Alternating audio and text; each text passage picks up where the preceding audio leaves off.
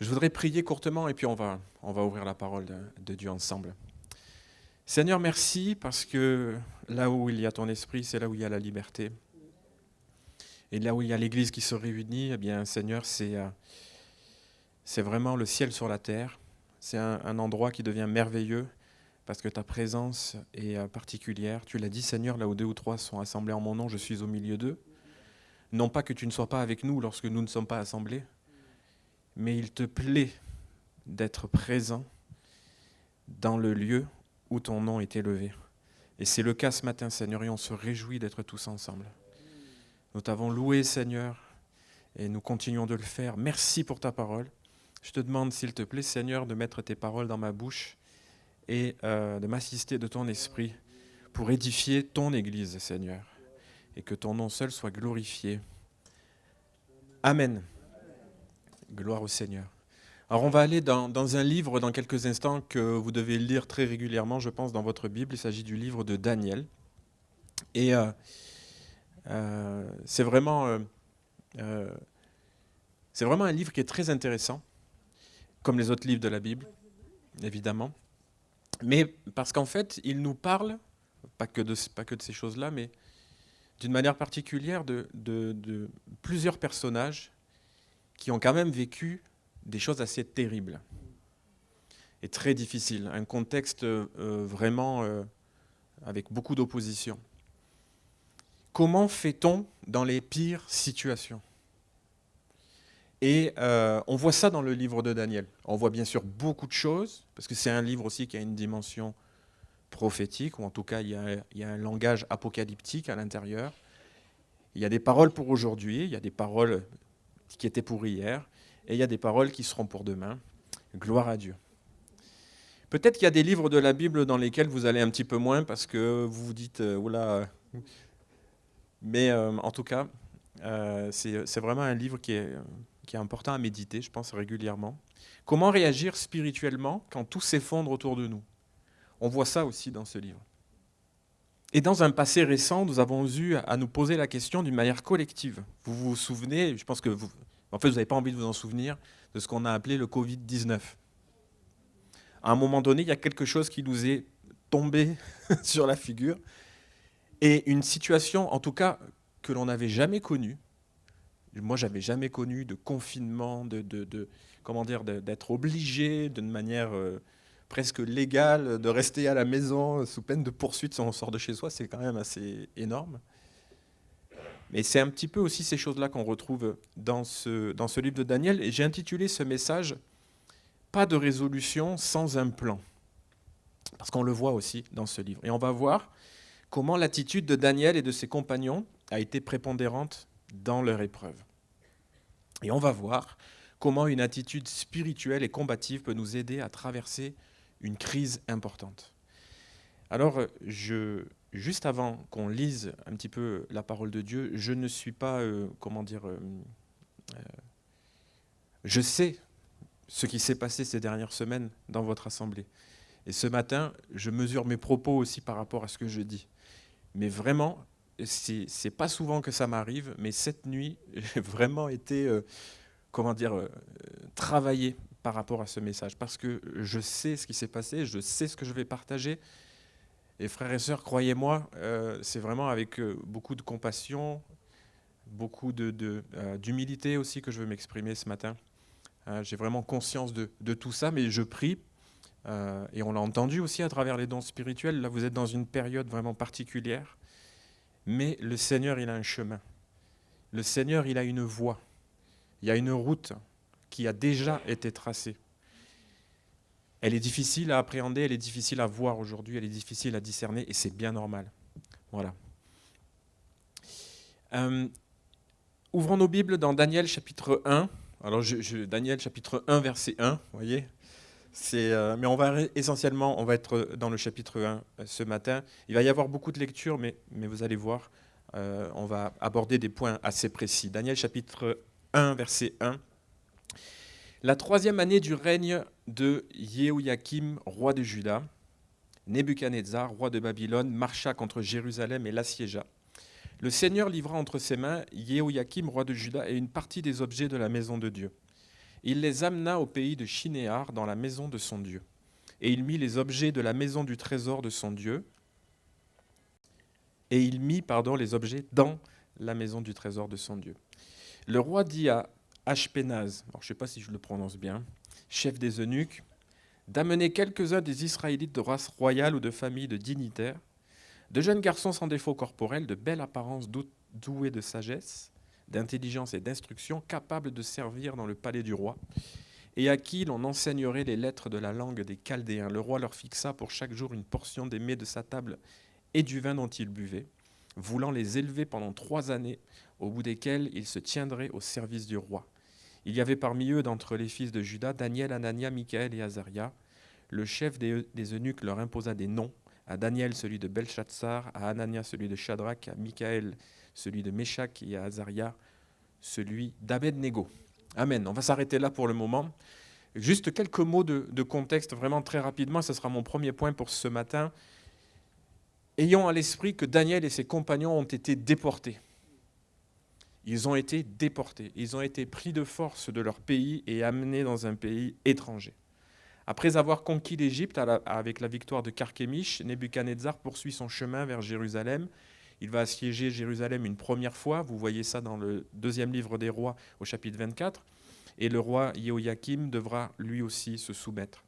Nebuchadnezzar prend avec lui à Babylone quelques membres de l'élite de Juda, on vient de le lire, dont Daniel, avec ses compagnons. Ils vont connaître l'exil, et à cause de leur fidélité à l'Éternel, ils seront durement persécutés. Mais l'Éternel sera avec eux pour les soutenir et les élever au rang le plus haut de ce royaume de Babylone. Et Dieu ne cessera jamais d'être fidèle envers eux et de les délivrer de tous les dangers. On connaît aussi d'autres passages, Daniel dans la fosse aux lions, etc. Daniel et ses compagnons ont été pris dans leur pays d'origine et conduits de force dans un pays étranger. Et Nebuchadnezzar, il n'a pas fait juste que les prendre et les amener dans un pays. Bon, c'est déjà... mais, alors qu'ils sont déjà qualifiés de beaux, de doués, de capables, d'intelligents, en gros, ils sont déjà au top, alors qu'ils sont déjà comme ça, alors qu'ils sont déjà parfaits, on va leur faire une espèce de mise à niveau. On va les faire passer on va leur apprendre une nouvelle langue. En tout cas, on va les contraindre à apprendre une nouvelle langue, à apprendre une nouvelle culture, à se former dans des choses qu'ils n'auraient jamais imaginé devoir un jour apprendre. Ils se retrouvent dans une position très inconfortable. Leurs habitudes, leur culture, leur langue, tout change. Parce que le conquérant ne se contente pas de vaincre, mais il veut verrouiller aussi leurs pensées. Il veut verrouiller leur cœur. Il veut aller jusqu'à changer leur mentalité pour les rendre encore plus dociles pour le servir. Ça, c'était la technique de Nebuchadnezzar. Et quand je lis ça, toute proportion gardée, bien entendu, je pense aux assauts de l'ennemi dans nos vies. Je pense aux assauts de notre adversaire. Je pense aux assauts spirituels du diable. Qu'est-ce qu'il voudrait bien arriver à faire avec l'Église de Jésus-Christ? La soumettre, la rendre docile, changer sa mentalité, transformer son mode de pensée pour l'amener à se détourner du seul vrai Dieu. Et je pense aussi à ces assauts de l'ennemi quand nous nous retrouvons dans une position inconfortable et que nous n'avons pas forcément souhaité. C'est là où les assauts de l'ennemi deviennent de plus en plus dangereux. Quand à cause des circonstances, on perd nos repères, on perd nos habitudes. Il y a des convictions qui étaient là, mais semble-t-il, elles sont ébranlées. Ou en tout cas, elles vacillent. Exactement. Lorsque la terre tremble, si on n'a pas de lieu de protection, on risque de périr. Mais on l'a entendu aussi tout à l'heure, je ne sais plus si c'était dans un don spirituel ou dans une prière, ou c'était notre frère plutôt, qui nous parlait de la pierre angulaire. Jésus est la pierre, non seulement qui soutient tout l'édifice, mais il est la pierre de protection aussi contre les assauts de l'ennemi. En fait, l'ennemi se casse les dents sur la pierre de notre Seigneur, sur laquelle nous sommes appuyés. Gloire à Dieu. Mais ça peut devenir aussi difficile. Les assauts de l'ennemi aussi peuvent devenir de plus en plus contraignants lorsque certains conflits sont difficiles à régler aussi. Des conflits qui peuvent nous arracher à nos familles ou à celles et ceux qui nous sont chers. Quelquefois, il y a des conflits qui font qu'on, malheureusement, on doit prendre de la distance ou que d'autres personnes prennent des distances envers nous et on ne comprend pas ces choses. Et c'est difficile. Et l'ennemi, il se plaît dans ces moments-là à venir d'une manière particulière nous perturber encore plus et essayer de nous atteindre et de nous abattre. Et c'est pour ça que je voudrais vous dire à travers ce premier point ce matin, frères et sœurs, vous allez tenir debout.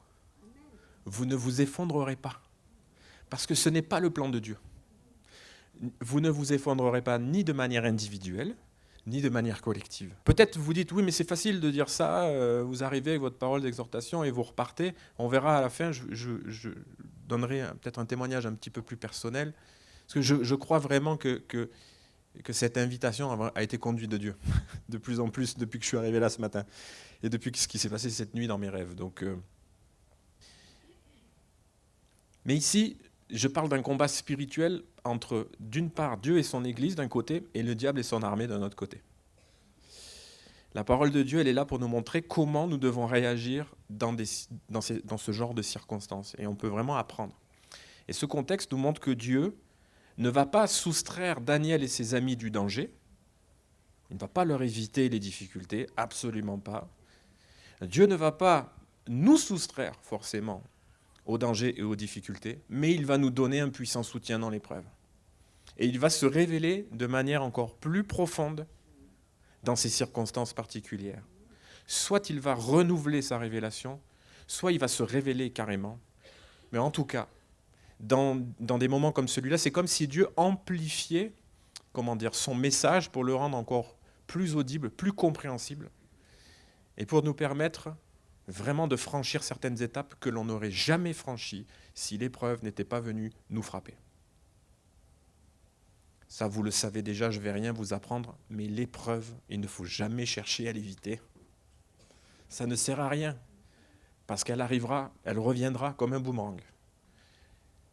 Au contraire, le Seigneur, notre Dieu, nous donne son esprit. Il l'a dit, quand il partirait, qu'il nous enverrait le consolateur, l'esprit de vérité, l'esprit de puissance, l'esprit de sagesse, l'esprit de force, de révélation. Et c'est l'intention de Dieu d'être avec nous dans ces épreuves, parce que l'épreuve vient révéler vraiment ce qu'il y a au fond de notre cœur. Et c'est une opportunité pour grandir. Au verset 8 et 9, nous lisons Daniel, et on peut englober ses compagnons, résolu de ne pas se souiller par les mets du roi et par le vin dont le roi buvait, et il supplia le chef des eunuques de ne pas l'obliger à se souiller. Dieu fit trouver à Daniel faveur et compassion devant le chef des eunuques. Amen. Là, je voudrais dire ceci. À partir de maintenant, ce qu'on se rend compte, c'est que Daniel et ses compagnons, parce que j'aime bien les associer, parce qu'on parle souvent de Daniel, parce que c'est sur lui qu'il y a le focus, mais ils sont quand même là, ceux qui sont avec lui. Et mon point suivant, c'est que Daniel et ses compagnons élaborent un plan.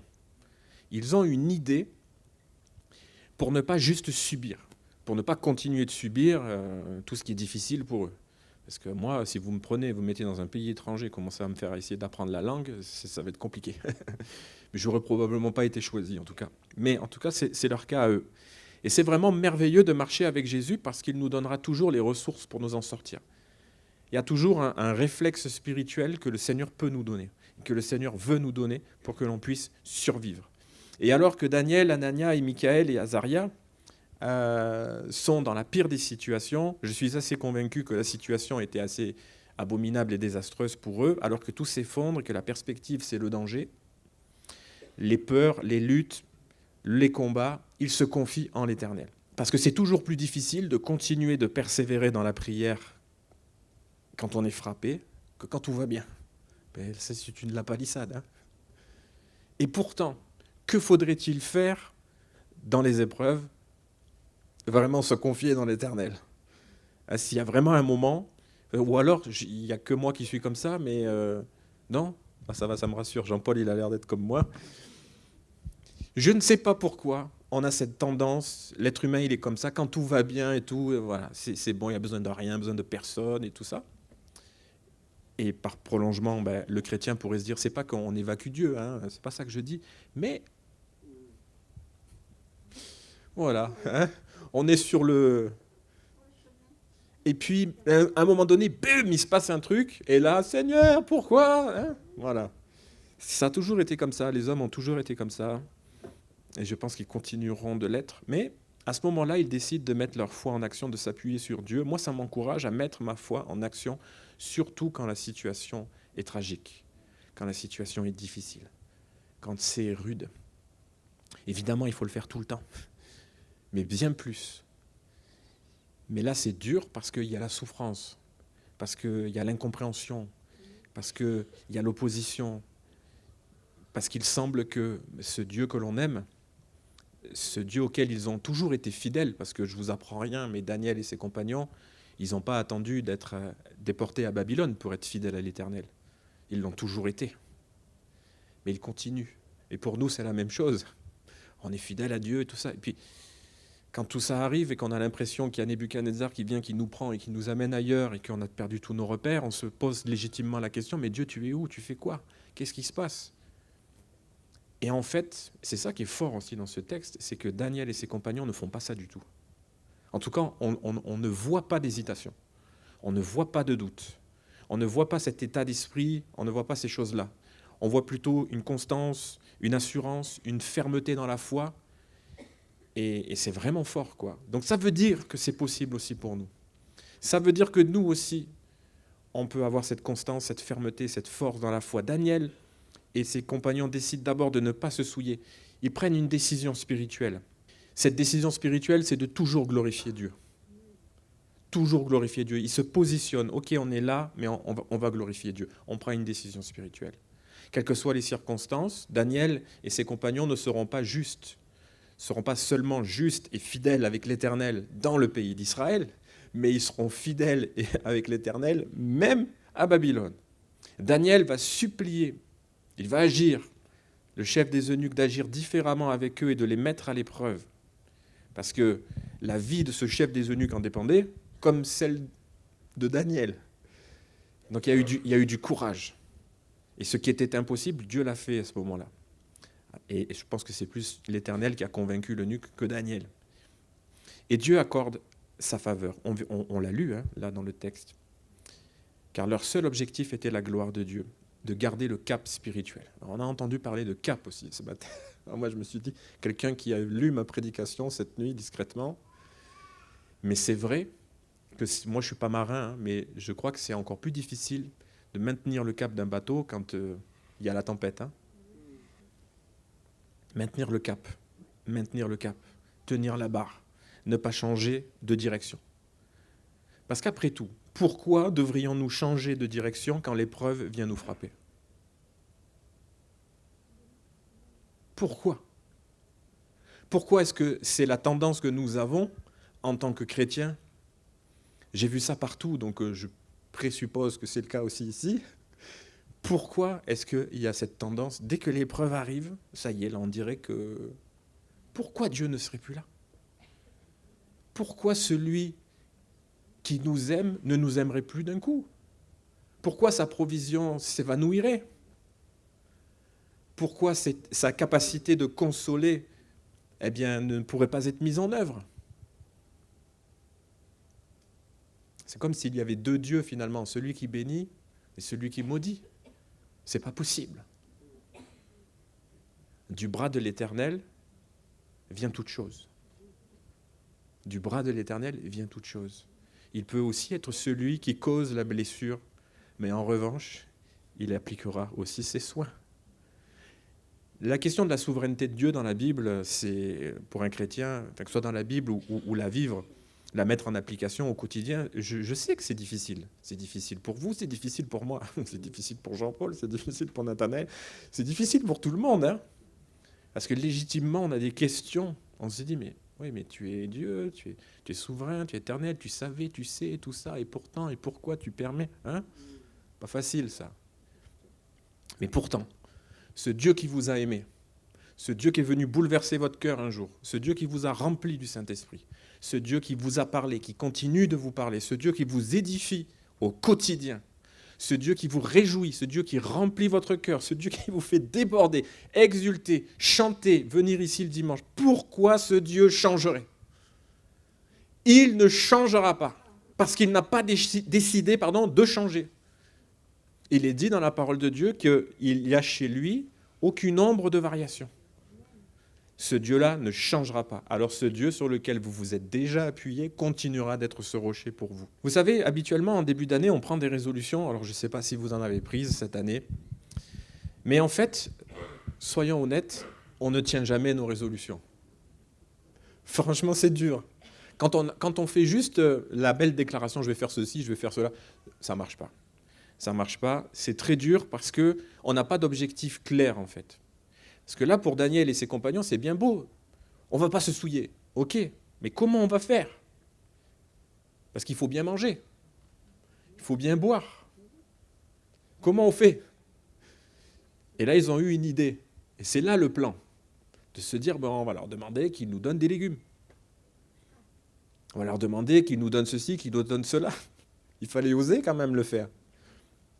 Alors, je voudrais vous proposer ceci. Plutôt que de prendre seulement des résolutions pour cette année 2026 et les autres, établissez aussi un plan. C'est bien de décider des choses, même au niveau spirituel. Un plan, cette année, peut-être pour ne pas subir. Un plan pour ne pas avoir peur. Un plan pour ne pas douter. Mais pour garder la foi, pour agir dans la foi. Un plan, peut-être aussi pour triompher des angoisses, des péchés et des situations que nous connaissons et qui s'accrochent à nous et qui sont difficiles. Et on a entendu aussi un don spirituel ce matin qui parlait de ces choses, qui nous encourageait à vaincre, à terrasser le Goliath qui était devant nous. Et ce Goliath, ça peut être toutes sortes de choses. Établissons un plan précis qui viendra soutenir des résolutions qui autrement ne pourront jamais porter du fruit. On peut même dire « Ah, je vais lire plus la Bible cette année ». Oui, c'est très bien, et on va applaudir. Mais comment concrètement tu vas mettre en œuvre cette résolution? Tu vas me dire « Oui, mais je vais prendre ma Bible, je vais m'asseoir et je vais la lire ». Oui, c'est bien, mais tu peux aller encore beaucoup plus loin. Est-ce que tu vas la lire? Moi, je dis souvent, quand on me demande des conseils, comment il faut faire pour lire la Bible, je pense que c'est ce que tout le monde fait, à mon avis, mais moi, je dis toujours, ne prenez pas le matin, vous savez, on se lève et... Alors, et là, on lit ce texte ou un autre. Ayez une lecture régulière et systématique de la Bible. Jean chapitre 1, verset 1, et ensuite, vous continuez, etc.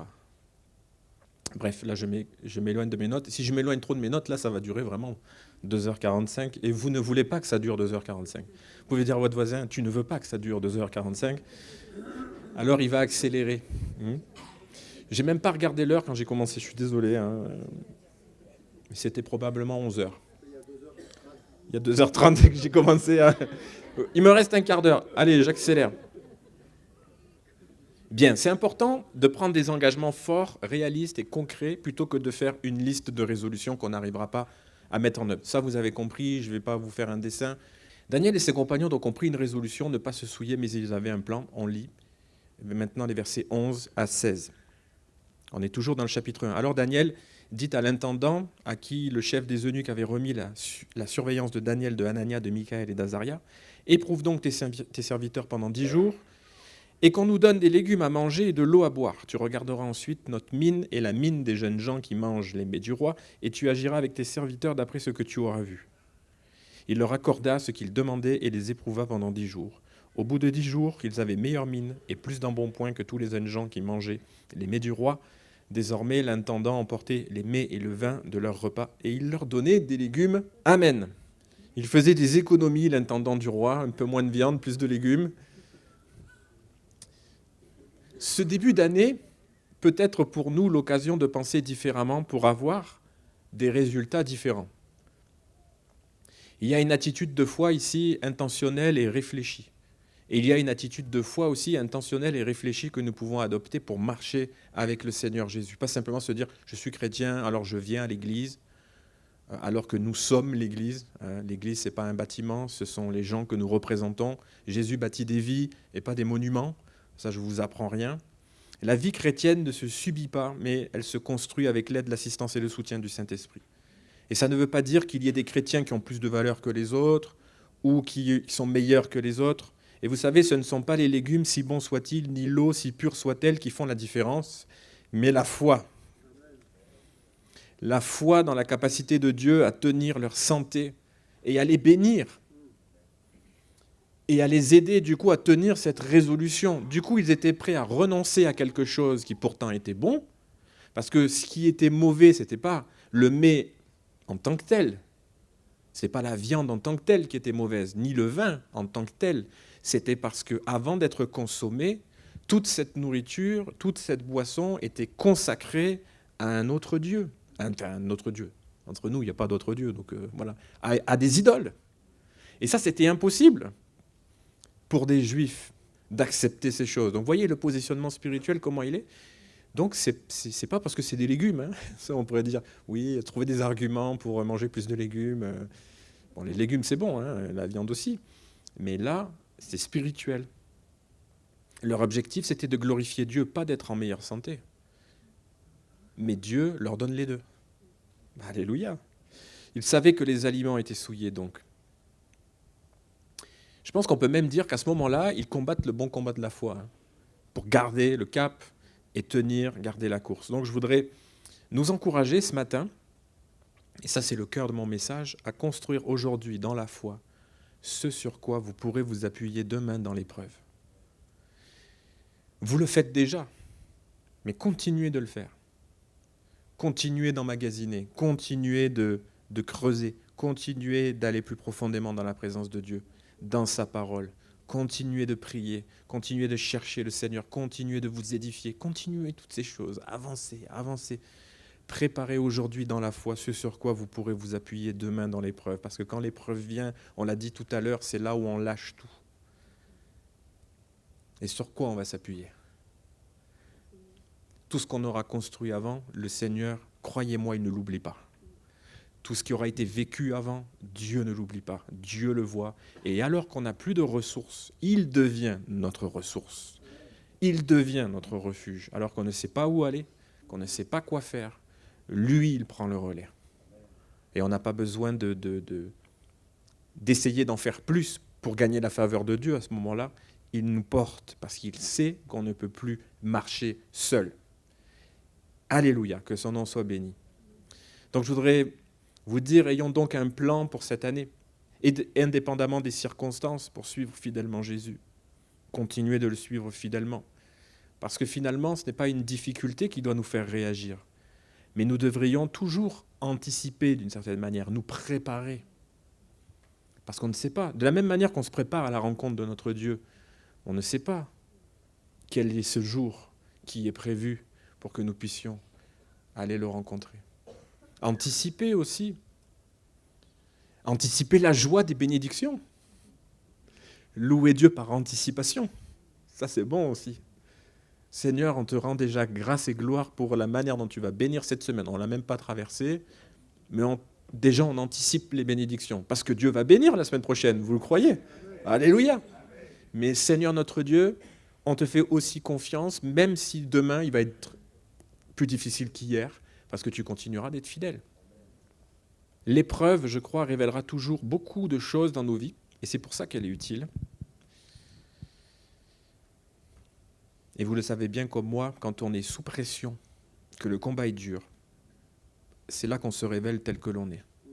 Devant les autres, mais aussi devant Dieu. Mais aussi devant Dieu. Et je crois pouvoir dire que Dieu aime ça. Dieu, il aime ça qu'on puisse, sous la pression, craquer en sa présence. Je crois que c'est autorisé. Oui, nécessaire même. Craquer devant lui. Même être fâché. Vous n'offenserez jamais Dieu.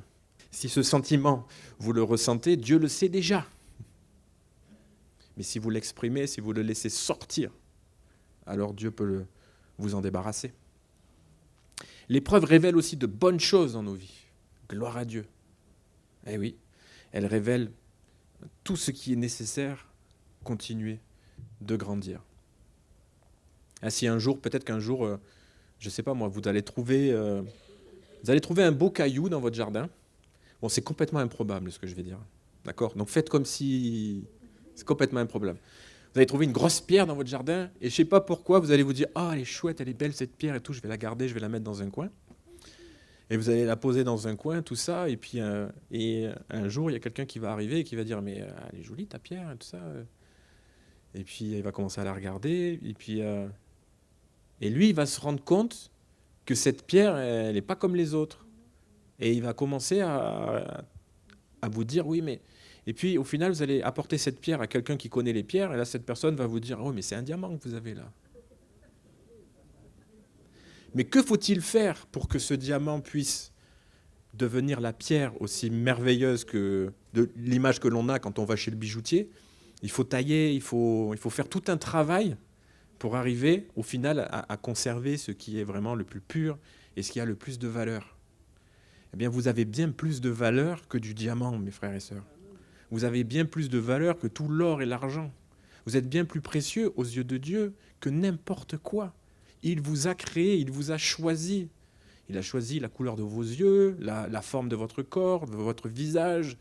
C'est lui qui vous a donné un ADN si particulier. C'est lui qui vous a donné la respiration. Il vous donne tout. Vous êtes bien plus précieux qu'une pierre. Et alors, qu'est-ce qu'on fait avec quelque chose de précieux? On en prend soin. Et l'épreuve révèle ce qui est nécessaire d'être ôté, mais révèle aussi ce qui est solide, ce qui est bon, ce qui est fort, et ce qu'on a déjà construit. Dieu nous montre toutes ces choses pour nous dire, tu vois, je suis là, continuons d'avancer ensemble. Alors, à la lumière de ce qu'on vient de partager, et j'arrive bientôt dans la conclusion, quel sera votre plan pour cette année? Pour vous débarrasser des mauvaises choses que vous avez vues l'année dernière, par exemple. Moi, pour ma propre vie, j'ai vu des mauvaises choses l'année dernière. Et j'ai besoin de la grâce de Dieu pour m'en débarrasser cette année. Est-ce que vous allez construire un plan pour ça? Ou est-ce que vous allez juste dire, Seigneur, fais à ma place ce qui est de ma responsabilité. Amen. Vous savez que je prie comme ça des fois. Hein. Je suis sûr que vous avez déjà prié comme ça. Vous ne priez pas exactement comme ça, mais quand on dit, Seigneur, aide-moi, fais ceci, fais cela. Et puis le Seigneur il nous dit, oui, mais c'est à toi de le faire. Désolé, mais je serai là, je vais t'aider, je vais t'encourager, je vais t'exhorter, je te donnerai des ressources et tout ça, mais fais-le. Qui c'est qui devait tuer le géant? Goliath, c'était David. Et il a bien fallu qu'il utilise la fronde, il a bien fallu qu'il utilise la pierre, et il a dit, c'est dans le nom de l'Éternel, et piouf, pile poil au bon endroit, et le géant a été terrassé. Donc si tu as un géant à terrasser, encore une fois, comme on l'a entendu dans ce don spirituel tout à l'heure, vas-y, terrasse-le, c'est possible. Qu'allez-vous mettre en œuvre aussi intentionnellement et de façon réfléchie finalement pour remédier à tout ça? Qu'allez-vous faire pour combattre les péchés même qui surgiront et qui feront de vous une personne que vous n'aimez pas? Quel est le plan que vous allez mettre en œuvre pour éradiquer le mal dans vos vies et traverser l'épreuve? Je ne sais pas si vous connaissez ce théologien du XVIe siècle, me semble-t-il, John Owen, qui disait une phrase que j'ai retenue: « Tue le péché ou le péché te tuera ». Quand j'ai lu ça, j'ai dit « Wow !» Oui. Ça s'appelle la mortification du péché. Alors c'est un terme peut-être qui fait un peu bizarre. Mettre à mort le péché dans nos vies. Vous savez qu'on a reçu l'autorité pour le faire. Bon, je pensais être dans une église évangélique ce matin. Jésus a vaincu la mort, il a vaincu le pouvoir du péché. Son esprit vit en nous. Alors on peut faire la même chose. Et je conclus. Donc vous voyez les 2h45. Et puis, là, je pense va arriver un moment un peu plus... C'est important d'avoir un plan et savoir comment vous allez vouloir traverser cette année 2026. Mais je crois connaître déjà une partie de la réponse. Daniel et ses compagnons, c'est ma conclusion, ils avaient la faveur de Dieu parce que leur consécration,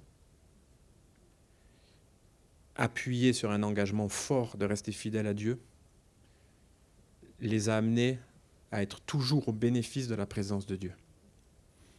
Je crois que les mêmes causes produisent les mêmes effets. Je crois que si on est suffisamment... Dieu ne nous appelle pas à être des super-héros chrétiens ou quoi que ce soit, ou à prier 6 heures par jour, jeûner 40 jours ou je ne sais pas quoi, et faire des... Non, non, non, non. Juste vous êtes vous-même, votre cœur avec Dieu, votre sincérité, la vérité de ce qu'il y a au fond de vous, le sérieux, l'engagement quotidien, régulier, systématique. C'est ça qui plaît à Dieu. Si vous arrivez à faire ça, si vous arrivez à vivre ça plutôt, la présence de Dieu sera votre partage dans n'importe quelle circonstance. Et c'est le dénominateur commun, en fait, à chaque fois, parce que quand Daniel il est dans la fosse aux lions ou dans la fournaise, qui c'est qui est là à chaque fois? C'est le Seigneur. Qui c'est qui le délivre à chaque fois? C'est le Seigneur. Alors, on pourrait développer aussi les fournaises et les lions, etc. Mais lisons, s'il vous plaît, les versets 17 à 21. Dieu accorda à ces 4 jeunes gens de la science, du discernement dans toutes les lettres et de la sagesse. Et Daniel expliquait toutes les visions et tous les rêves. Vous savez qu'il l'expliquait à Nebuchadnezzar. Au terme fixé par le roi, pour les lui amener, donc 3 années. Le chef des eunuques les amena en présence de Nebuchadnezzar. Le roi s'entretint avec eux. Et parmi tous ces jeunes gens, il ne s'en trouva aucun comme Daniel, Anania, Michaël et Azaria. Et ils se tinrent donc au service du roi. Parce que derrière tout ça, Dieu avait un plan. Dieu avait un plan pour Nebuchadnezzar. Vous le savez ça? Dieu avait un plan pour Babylone. Ça peut paraître difficile de dire ça, et c'est pourtant la réalité. Dieu avait un plan. Il n'a pas été pris au dépourvu à l'Éternel quand Nebuchadnezzar est venu envahir le royaume du Nord et le royaume du Sud et puis prendre tout Israël. Non, Dieu n'a pas été pris au dépourvu. Sur tous les sujets qui réclamaient de la sagesse et de l'intelligence et sur lesquels le roi les interrogeait, il les trouvait 10 fois supérieurs à tous les magiciens et astrologues qui étaient dans son royaume. Ainsi fut Daniel jusqu'à la première année du roi Cyrus. Tiens, un roi qui avait été annoncé par un certain prophète qu'il y a dans la Bible, qui s'appelle Ésaïe. Et Cyrus, c'est qui? C'est celui qui va venir délivrer. C'est celui par lequel va venir la délivrance d'Israël. Comme avec le récit de la vie de Joseph, qui pouvait penser que la vente d'un homme allait aboutir à une aussi grande bénédiction pour tout Israël. Qui pouvait penser ça? Qui peut s'imaginer aujourd'hui qu'une grande bénédiction sortira de toutes nos périodes de crise? Le récit de Daniel nous montre très clairement comment nous devons nous comporter et quelle attitude avoir. La question c'est, qu'allons-nous décider pour notre vie? Alors ce matin, on a vu un petit peu quel est le contexte et quelle est l'attitude générale que Daniel et ses compagnons ont adoptée, positionnés avec un engagement ferme et sans faille devant Dieu. Ce positionnement n'a pas fait d'eux des personnes parfaites, avec une foi parfaite, mais leur a permis de vivre une vie difficile avec le secours puissant de Dieu. En tout cas, ces 3 premières années ont été particulièrement pénibles pour eux. Cette présence de Dieu à leur côté dans cette circonstance tragique a pu nourrir leur espérance dans la provision de l'Éternel. Parce qu'ils connaissaient toutes les autres paroles, les prophéties, tout ce qui attendait Israël. Et ils sont restés confiants dans le fait que Dieu était capable de tenir ses promesses. Et pour terminer, je voudrais illustrer tout ce que je viens de partager par une expérience de ma vie personnelle. Parce que je le partage parce que je crois que c'est pertinent. Et encore une fois, je ne cherche pas à émouvoir qui que ce soit. Je ne cherche pas à ramener l'attention vers moi ou quoi que ce soit. Mais vraiment, je crois que c'est pertinent, mes frères et sœurs. Vous avez devant vous un homme qui se tient là parce que Dieu l'a bien voulu. Parce qu'il y a un tout petit peu plus de 4 ans, j'ai vécu la même expérience que vous avez pu vivre avec votre bien-aimée Linda. Moi, c'est ma première épouse qui est décédée d'une manière aussi brutale et rapide, dans des circonstances que je ne développerai pas là, parce que ce n'est pas ce qui est le plus important. Mais tout ce que j'ai pu vous partager ce matin, ce n'est pas simplement une théorie ou un blabla de pasteur.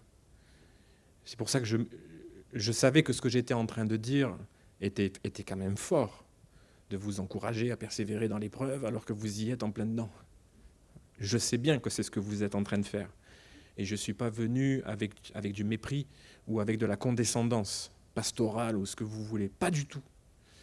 Et quand j'ai pris conscience de tout ça en préparant ce message et que j'ai fini et que dans ma conclusion je me disais, mais j'ai été convaincu de devoir vous partager ces choses. Vous savez, quand je vous dis que c'est dur, que c'est noir, qu'on sombre, qu'on n'est plus capable de rien faire et qu'on pense que le sol se dérobe en dessous de nous, qu'on va être complètement englouti, moi, c'est ce que j'ai vécu. Et je voudrais aussi vous dire, ne culpabilisez pas si vous vous retrouvez dans une situation où vous n'avez plus le goût de lire la parole ou même de prier. C'est pas que votre foi s'est évanouie, c'est pas que vous ayez rejeté Dieu, mais c'est votre souffrance qui parle. Et vous devez l'écouter. Mais moi, je crois que cette souffrance va vous rapprocher de Dieu. Parce que moi, c'est ce qui s'est passé. J'ai eu beaucoup de mal pendant à peu près 2 à 3 mois où je n'ai pas pu ouvrir la Bible du tout. J'ai pas pu. Je venais à l'église, j'écoutais des prédications, j'avais des moments dans la louange, etc., où voilà, j'appréciais, je priais, etc. C'était pas. Mais j'y arrivais pas. Hein. J'y arrivais pas, c'était dur. Et puis le Seigneur a commencé son œuvre, et puis petit à petit, que ce soit pour moi ou pour mes enfants à ce moment-là et le reste de ma famille, le Seigneur nous a relevés. Alors on est encore en chantier, il y a encore des choses à guérir, évidemment. Il y a encore des choses à traverser, il y a encore des moments qui peuvent être douloureux et difficiles. Mais aujourd'hui, c'est normal que ce que vous voyez devant vous, c'est malheureusement, vous êtes dans le plus difficile. Je ne voudrais pas insister parce que je ne sais pas si la famille est là, si l'époux de notre sœur Linda est là ce matin.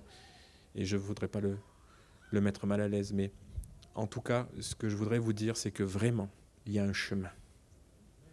Il y a un chemin que Dieu a tracé. Il y a un chemin que Dieu a prévu. Et après les larmes, viennent vraiment les cris de joie. Voilà. Et je ne sais pas, moi, ce que l'Éternel Dieu a prévu pour cette famille d'une manière particulière et pour la famille de l'église d'Alès que vous êtes, mais il n'y a jamais rien qui arrive sans que l'Éternel ne soit capable d'en tirer une bénédiction et un encouragement. Alors voilà, je termine avec ces mots, je ne veux pas aller plus loin, je voudrais prier maintenant, s'il vous plaît.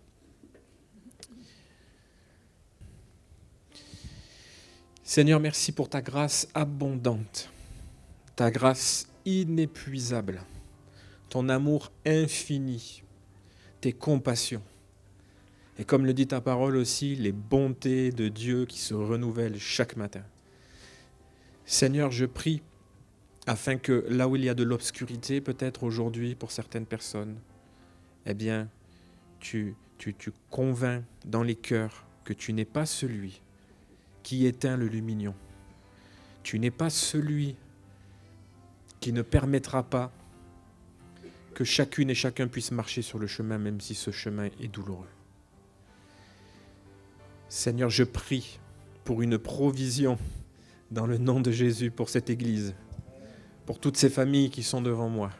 Seigneur, je prie pour que cette année, ces prochaines semaines, ces prochains mois qui vont se dérouler les uns après les autres, et ça va très vite déjà. Seigneur, je prie que chacune et chacun continue de progresser, continue d'avancer, continue de trouver le chemin et construise, Seigneur Jésus, construise, Seigneur, tout ce qui est nécessaire pour pouvoir continuer d'avancer avec toi, que chacune et chacun puisse construire aujourd'hui dans la foi ce sur quoi ils pourront s'appuyer demain dans l'épreuve.